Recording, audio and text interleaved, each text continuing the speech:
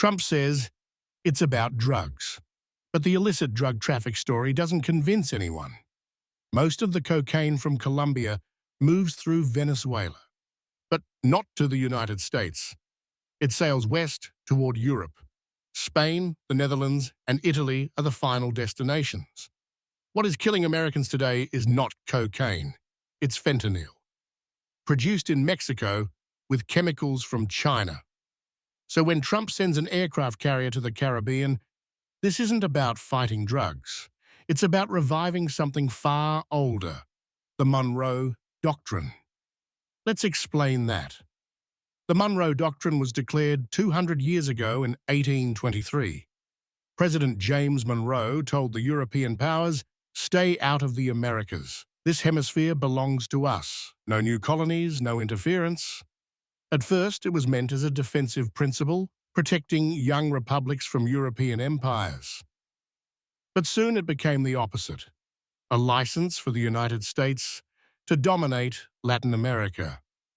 Over the next century, Washington invaded, overthrew, and controlled its neighbors from Cuba to Nicaragua, all in the name of hemispheric security. That is the historical ghost Trump is calling back. Trump has never believed in a world of equals. He believes in spheres of influence, that each great power controls its own region, and smaller nations must accept it. For him, South America belongs to the United States, Eastern Europe belongs to Russia, and East Asia belongs to China. It's a brutal but simple worldview. In Trump's eyes, international law is just a decoration. What counts is who can project power. That's why he once asked to buy Greenland. That's why he talked about taking Panama back. And that's why he now points his warships at Venezuela. He's showing that America's sphere of influence is still alive, and that he's willing to enforce it. But Trump is also performing for the world. He knows Moscow and Beijing are watching. If the US can strike inside its own hemisphere and no one objects, then Russia can do the same in Ukraine, and China can do the same in Taiwan. By reviving the logic of empires, Trump is legitimizing their ambitions, and maybe that's the point. He has said many times that Russia's invasion of Ukraine is understandable.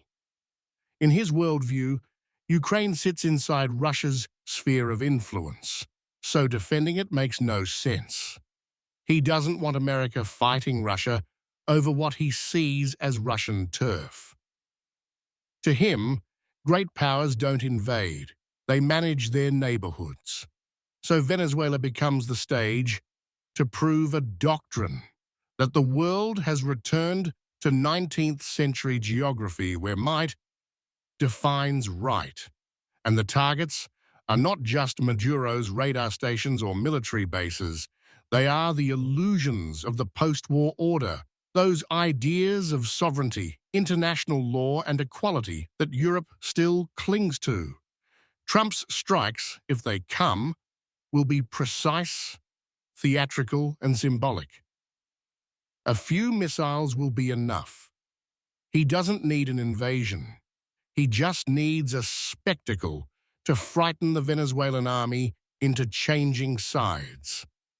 Then a new government will open its oil fields to US companies, privatize what's left of PDVSA, and thank Washington for restoring democracy. It's regime change through intimidation. But the real audience is global. The Kremlin will take notes. Beijing will nod quietly. And both will say, if America can dominate its hemisphere, why shouldn't we dominate ours? This is how a single aircraft carrier in the Caribbean reshapes the world's balance of power. And this is where Europe enters the story. Because if the age of spheres of influence is back, Europe has to choose quickly what it wants to be, a market or a power. Europe still believes in rules, diplomacy, and law, But those words are losing currency in a world that respects only force. The European Union cannot keep pretending it's above geopolitics. If it wants to survive, it must federalize. One army, one foreign policy, one capacity to act. It must claim its own sphere of influence, the Mediterranean, the Balkans, and Eastern Europe. Otherwise, it will become what the empires want it to be, a soft buffer between competing powers. Trump's carrier may never fire a missile, but the message has already been sent.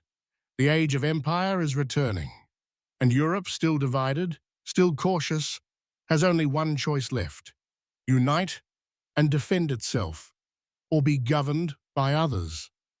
If you found this analysis insightful, please like this video, subscribe to our channel, and visit WesternRelations.com for deep political analysis from a European perspective on the changing Western world.